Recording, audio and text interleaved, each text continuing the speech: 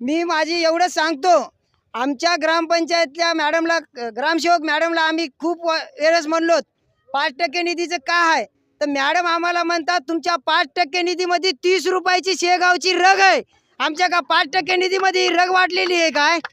आम्ही घरकुलासाठी गेलो ग्रामसभेमध्ये, मॅडमला आम्ही 4 वेळेस म्हणलो मॅडम आमच्या अपंगाच्या घरकुलाचं काय? मॅडम म्हणल्या असं कुठेही लिहिलेलं नाही की अपंगाला घरकुल द्यायचं.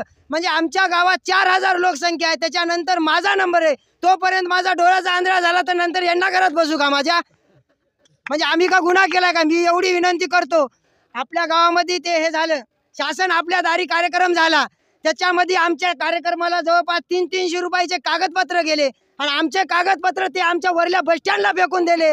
म्हणजे आम्ही काय चिवते आहेत का यांच्यासोबत राहायला? आमचे दुसरा मुद्दा एक आहे, अपंगाला जिल्हा परिषदची वीज भांडवलची फाईल आहे, त्या फाईलची मंजुरी 1.5 लाख